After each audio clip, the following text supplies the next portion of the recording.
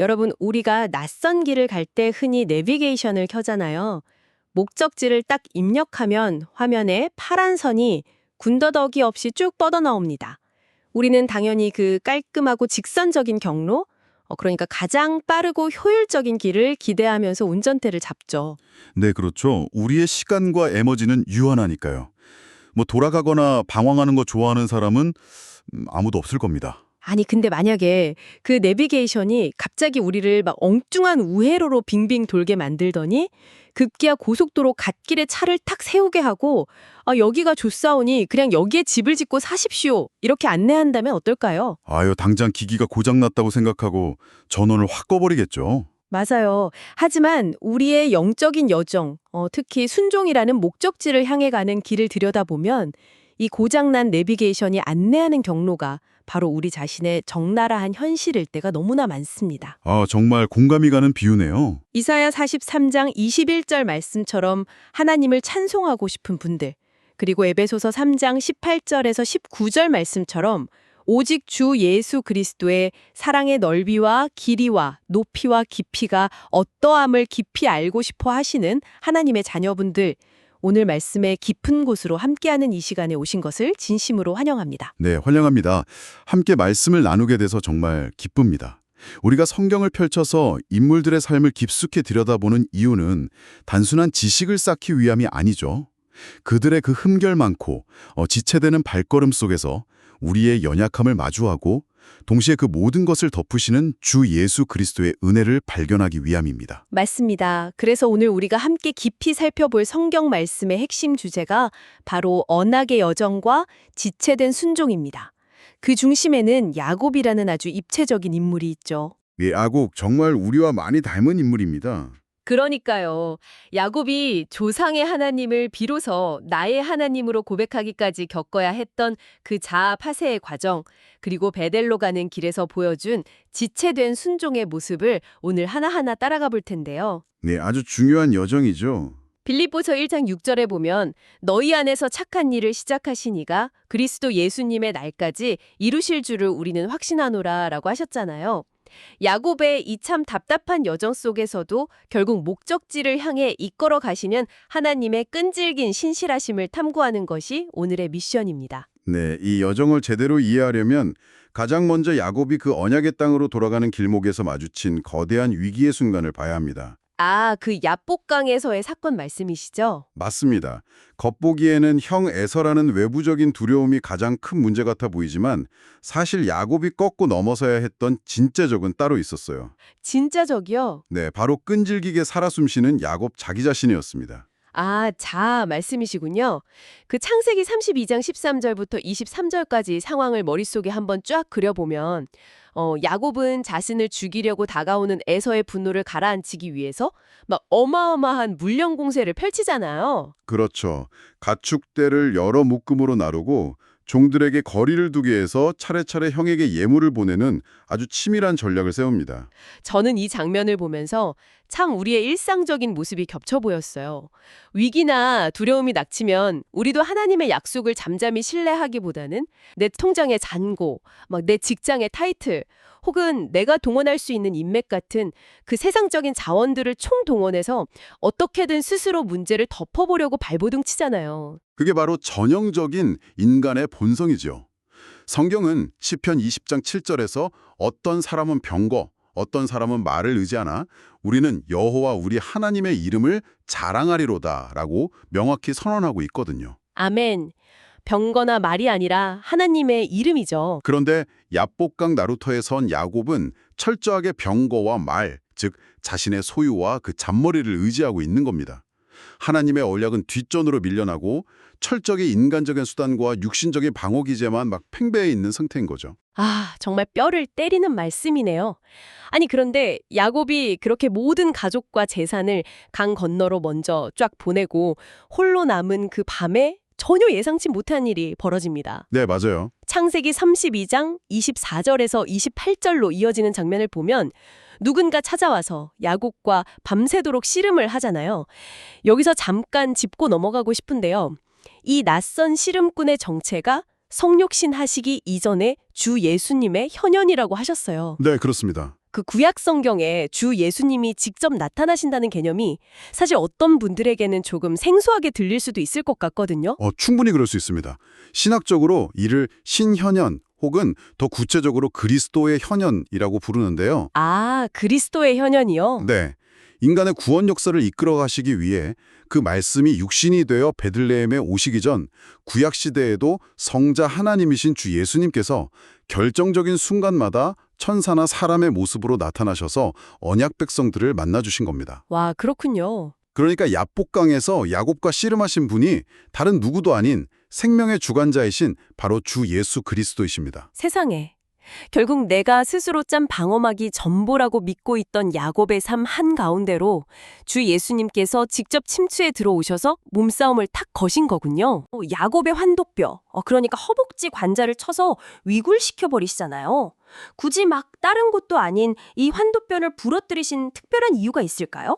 환도뼈, 즉 고관절은 우리 인체에서 가장 크고 단단한 뼈입니다. 상체와 하체를 연결하며 사람이 스스로 일어서고 걷고 달리기 위해 필요한 가장 근원적인 힘의 중심이죠. 아, 사람의 몸을 지탱하는 가장 핵심적인 힘이네요. 네. 고대 문화권에서도 이 부위는 인간의 생명력과 그 자아의 힘을 상징했습니다. 주 예수님께서 거기를 탁 치셨다는 것은 단순히 신체적인 부상을 입혔다는 뜻이 아닙니다. 그럼 어떤 영적인 의미가 있는 걸까요? 야곱이 평생토록 의지해왔던 자기 자신의 능력, 그 끊임없이 머리를 굴리며 스스로의 힘으로 살아남으려 했던 근원적인 자아를 완전히 박살내신 겁니다. 아, 자기의 힘으로 도망칠 수 있는 능력을 아예 빼앗아 버리신 거네요. 네, 도망칠 수도 제 발로 설 수도 없게 만드신 거죠. 어떻게 보면 굉장히 무자비해 보일 수도 있지만 사실 그 안에는 엄청난 영적인 역설이 숨어 있잖아요. 고린도후서 12장 9절 말씀에 내 능력이 약한 데서 온전하여짐이라 고 바울이 고백했던 것처럼 말이죠. 정확합니다. 인간의 힘이 철저하게 부서지고 꺾여야만 비로소 하나님이 온전히 통치하시는 공간이 생긴다는 겁니다. 아, 그렇군요. 그래서 이 사건 직후에 야곱이 그 영광스러운 새 이름 이스라엘을 얻게 되는 거군요. 네, 하나님과 겨루어 이겼다는 뜻이지만 사실 하나님이 스스로 져주심으로써 야곱을 참된 언약 백성으로 빚어내신 것이죠. 이어지는 창세기 32장 29절부터 32절의 묘사를 보면 야곱이 절뚝거리며 야복강을 건널 때 분이엘의 아침해가 쫙 떠오릅니다.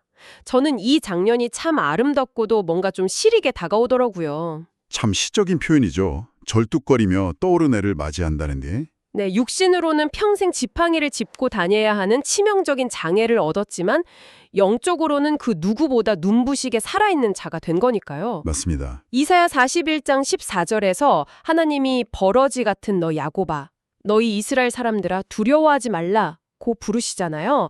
스스로 막 꿈틀거리며 도망칠 힘조차 잃어버린 그 버러지같이 무력해진 순간에 역설적으로 참된 이스라엘의 역사가 시작되는 거군요. 우리가 하나님의 은혜를 가장 깊이 경험하는 순간도 대체로 그와 비슷합니다. 내 힘의 한계를 아주 처절하게 절감하고 그분의 오자락 외에는 붙잡을 것이 아무것도 안 남아있을 때 비로소 진정한 영적 도약이 일어나게 되죠. 자, 그럼 여기서 우리가 논리적으로 생각을 한번 해보죠.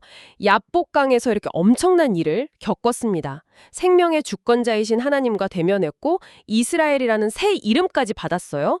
형 에서와의 문제도 기적적으로 화해하며 풀렸단 말이죠. 네, 모든 게 완벽하게 해결된 것 같아 보이죠. 아까 그 내비게이션 비유로 돌아가자면 이제 방해물도 없으니까 목적지인 베델로 그냥 풀 엑셀을 밟아야 맞잖아요. 당연한 수순이죠. 근데 창세기 33장을 읽어보면 전혀 다른 상황이 펼쳐집니다. 저는 이 부분이 참 당혹스럽더라고요. 맞습니다. 당연히 곧바로 언약의 장소인 베델로 올라가야 했지만 창세기 33장 17절을 보면 야곱은 숫곳이라는 곳에 이르러서 갑자기 자기를 위하여 집을 짓습니다. 그리고 가축들을 위해 우리관을 지어요. 아니, 왜 갑자기 집을 짓죠? 나그네나 유목민들이 잠시 거쳐가는 임시 거처는 보통 장막이나 초막으로 표현됩니다. 텐트 같은 거네요. 네, 그런데 야곱이 숲곳에 지은 것은 잠시 머무는 텐트가 아니라 아주 튼튼하고 영구적인 형태의 집, 그러니까 하우스였습니다. 잠깐만요. 영구적인 집을 지었다고요? 아니, 하나님은 분명 조상들에게 주신 약속의 땅을 유업으로 주시겠다고 하셨고, 그래서 아브라함과 이삭은 그 약속을 믿고 평생 텐트를 치고 사는 나그네의 삶을 기꺼이 감수했잖아요. 그렇죠. 그게 언약 백성의 정체성이니까요. 히브리서 11장 9절과 10절에도 그들이 장막에 거하며 하나님이 지으실 터가 있는 성을 바랐다고 분명히 기록되어 있는데 말이죠. 근데 야곱은 지금 중간기착지인 숲곳에다가 아예 콘크리트 바닥을 깔고 털썩 주저앉아 버린 셈이네요. 바로 그겁니다. 엄청난 영적 체험을 했음에도 불구하고 눈앞에 보이는 현실에 평안함과 안락함의 마음을 홀딱 빼앗긴 것이죠. 아, 세상에. 거친 광야길을 걷다가 육신이 편안해지니까 그냥 긴장이 풀려버린 겁니다.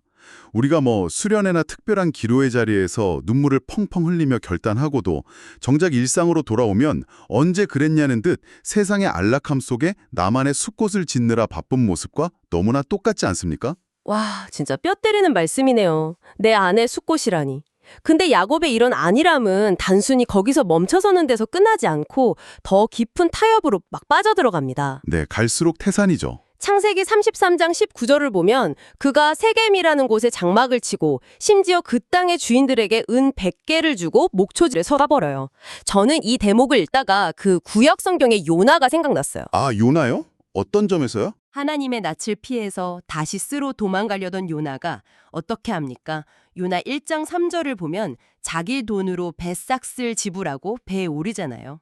지금 야곱도 세겜이라는 이 타협의 자리에 머물기 위해서 자기 지갑을 열어 기꺼이 은 100개를 지불하고 있는 거예요.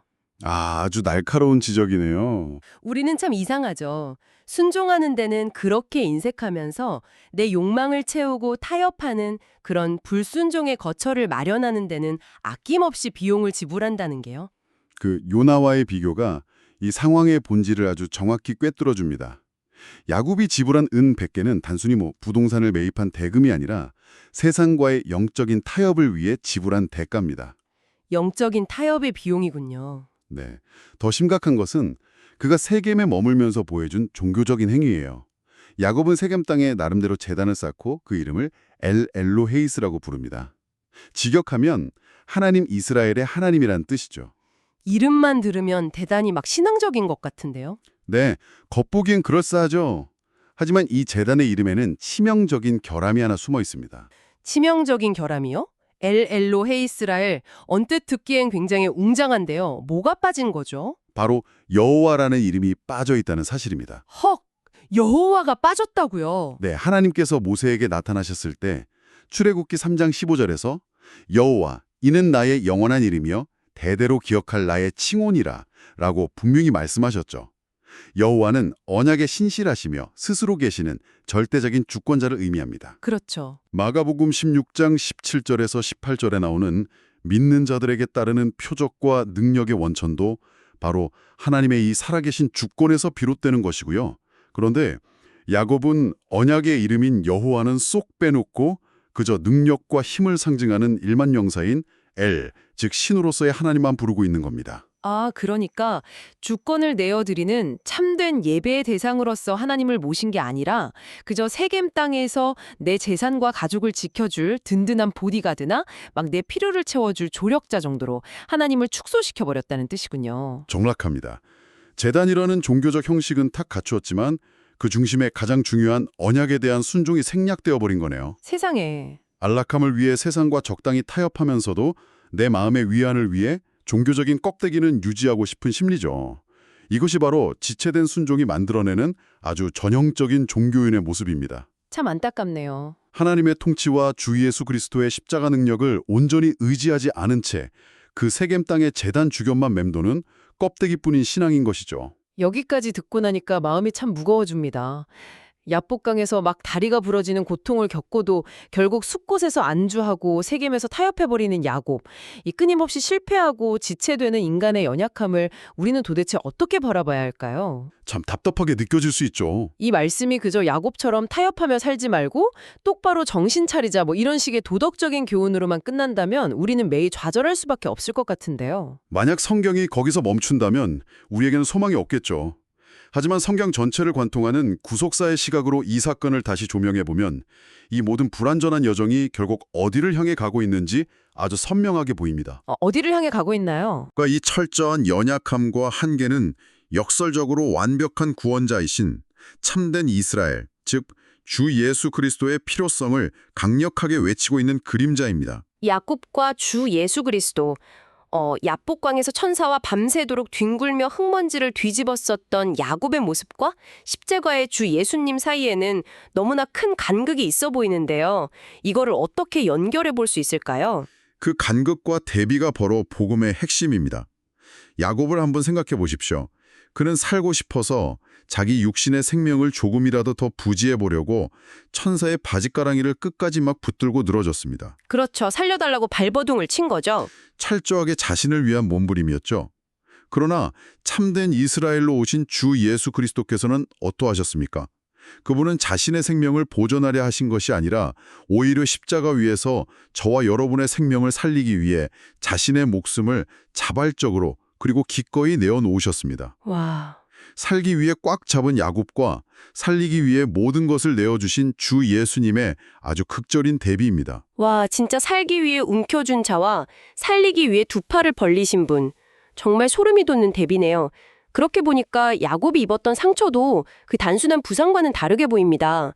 야곱은 환더뼈가 부러지는 평생의 상처를 입고 나서야 구원의 은혜를 겪는 질로 막 맛볼 수 있었잖아요. 그런데 이 상처의 개념이 십자가와 연결된다는 거군요. 네, 그렇습니다. 창세기 3장 15절에 보면 최초의 복음, 즉 원시복음이 등장합니다. 뱀의 후손은 여자의 후손의 발꿈치를 상하게 할 것이며 여자의 후손은 뱀의 머리를 상하게 할 것이라는 언약이죠. 아주 유명한 구절이죠. 야곱이 야복강에서 생명의 기원을 상징하는 환도뼈를 상했던 것처럼 우리 주 예수 그리스도께서는 창조주의 거룩한 몸을 입고 오셔서 십자가에서 문자 그대로 발꿈치를 상하셨습니다. 찢기고 상하는 말할 수 없는 처절한 고통을 겪으신 겁니다. 발꿈치를 상하셨다. 그 십자가에 극심한 고통과 희생이 있었기에 우리가 결국 구원을 얻을 수 있었던 거니까요. 네, 그런데 더 중요하고 놀라운 사실이 있습니다. 주 예수 그리스도의 그 고난은 단지 상처를 입는 데서 끝나지 않았습니다. 그럼요. 주 예수님은 십자가에서 발꿈치가 상하는 그 거룩한 희생의 무게로 온 인류를 죄악과 사망으로 억압하고 있던 사탄, 즉 옛뱀의 머리를 완전히 짓밟아 으깨버리셨습니다. 아멘. 정말 대단합니다. 야곱은 그저 한낱 연약한 인간으로서 힘줄이 끊어지는 고통을 통해 자기 자아의 파쇄를 경험했지만 주 예수님은 스스로 찢기심으로써 우리에게 영원한 생명을 주셨을 뿐만 아니라 흑암의 권세를 영원히 박살내신 진정한 승리자가 되신 것입니다. 아멘. 정말 가슴이 벅차오릅니다. 막 지체되고 타협하고 비틀거리는 야곱의 그 답답한 발걸음들이 결국은 사탄의 머리를 짓밟고 완전한 승리를 이루신 주 예수 그리스도의 십자가를 아주 선명하게 보여주기 위한 캔버스였군요. 네, 맞습니다. 그렇다면 이 엄청난 구속사의 진리 앞에서 하나님의 자녀분들은 이제 어떻게 살아가야 할까요? 세겜이라는 이 안락한 타협의 땅을 훌훌 털어버리고 하나님이 부르신 참된 언약의 자리인 베델로 올라가기 위해 우리가 삶에서 결단해야 할 그 구체적인 말씀의 적용들을 좀 짚어주시면 좋겠습니다. 네, 첫 번째로 점검해야 할 것은 나의 우선순위입니다. 바로 내 집보다 제단을 먼저 수축하라는 것입니다. 내 집보다 제단을 우리는 야곱이 숲곳에서 영적인 사명은 잊은 채 자기를 위한 콘크리트 집을 먼저 지었던 실수를 똑같이 반복해서는 안 됩니다. 그렇죠. 마태복음 6장 33절에서 주 예수님은 그런즉 너희는 먼저 그의 나라와 그의 의를 구하라. 그리하면 이 모든 것을 너희에게 더하시리라. 라고 명확히 말씀하셨습니다. 나의 물질적 소유, 내 일신의 안위를 지키기 위한 계획이 혹시 하나님과의 깊은 관계, 즉 온전한 예배와 말씀 묵상, 기도의 시간보다 앞서고 있지는 않은지 날마다 뼈아프게 돌아봐야 합니다. 내 집의 평수보다 영적인 재단의 깊이가 먼저라는 말씀, 이거 아주 깊이 새겨야 할 기준이네요. 두 번째 적용은 무엇일까요? 두 번째는 은 100개를 미련 없이 버리고 베델로 올라가라입니다. 은 100개를 버려라. 타협의 땅 세겜을 유지하기 위해 야곱이 은 100개를 지불했던 것처럼 지금 우리도 세상적인 편리함이나 죄악된 습관을 즐기기 위해 은밀하게 지불하고 있는 나만의 비용이 있을 겁니다. 찔리네요. 그것이 귀중한 시간이든 물질이든 헛된 인간관계든 말이죠. 창세기 35장 1절에서 하나님은 지체하던 야곱에게 다시 나타나 일어나 베델로 올라가서 거기 거주하며 거기서 제단을 쌓으라고 촉구하십니다. 네네. 내가 투자한 비용이 아까워서 그 소위 매몰 비용 때문에 세겜을 따나지 못한다면 우리는 결코 베델의 은혜를 누릴 수 없습니다. 그 타협의 비용을 과감히 끊어내고 순종의 발걸음을 돌이켜야 합니다. 아, 내가 쥐고 있는 그 은 100개를 아까워하는 순간 우리는 하나님이 예비하신 영광스러운 베델을 놓치게 되는 거군요. 마지막 세 번째 적용은 어떤 것입니까? 마지막은 여호와 하나님의 이름을 온전히 신뢰하고 주권을 양도하라는 것입니다. 주권을 양도하라. 야곱이 여호와를 생략한 채 그저 힘있는 신으로서의 하나님만 찾았던 것처럼 주 예수님을 막 내 삶의 문제나 해결해주는 비서나 도우미 정도로 축소시키면 안 됩니다. 절대 안 되죠. 고린도전서 1장 24절은 오직 부르심을 받은 자들이라는 유대인이나 헬라인이나 그리스도는 하나님의 능력이요 하나님의 지혜니라 라고 선언합니다. 내 알량한 지혜와 능력을 내려놓고 끝까지 언약을 성취해내시는 주 예수 그리스도께 내 삶의 운전대를 전적으로 넘겨드리는 것, 그것만이 우리가 걸어가야 할 참된 신자의 길입니다. 오늘 말씀을 좀 나누다 보니 참 위로가 되고 또 놀랍습니다. 우리의 삶이 때로는 고장난 내비게이션을 따라가는 것처럼 막 비틀거리고 숲곳에서 텐트 대신 집을 짓고 싶어하고 세겜의 목초지를 보면서 타협할지라도 말입니다. 네, 그렇죠. 그 수많은 지체됨 속에서도 결국 우리 안에서 착한 일을 시작하신 하나님께서 당신의 지독한 신실하심으로 우리를 야복강을 지나 마침내 베델로 그리고 주 예수 그리스도의 십자가 앞으로 인도해 내신다는 이 사실이 얼마나 큰 감격인지 모르겠습니다. 맞습니다. 우리의 얕은 불순종이 결코 하나님의 크고 깊은 언약을 이길 수 없기 때문입니다. 그분의 사랑이 우리를 덮고도 남습니다. 에베소서의 말씀처럼 주 예수 그리스도의 사랑의 깊이를 알아가는 여정이 바로 이런 것이 아닐까 싶습니다. 하나님의 자녀분들, 오늘 여러분의 삶 속에서 하나님이 부르신 그 거룩한 베델로 가는 발걸음을 멈추게 하고 잠시 쉬어가며 머물고 싶게 만드는 여러분만의 안락한 세겜은 어디입니까? 깊이 돌아봐야 할 질문이네요. 그리고 그 타협의 자리에 계속 안주하기 위해 여러분이 지금 아무도 모르게 기꺼이 지불하고 있는 은 100개는 과연 무엇인지 오늘 이 시간 스스로에게 깊이 질문해 보시기를 바랍니다. 때로는 막 스스로의 힘줄이 끊어지는 듯한 아픔이 따르더라도 기꺼이 그 은 100개를 뒤로 한 채 온전한 주권자이신 주 예수 그리스도를 향해 발걸음을 내딛는 복된 하루가 되시기를 바랍니다.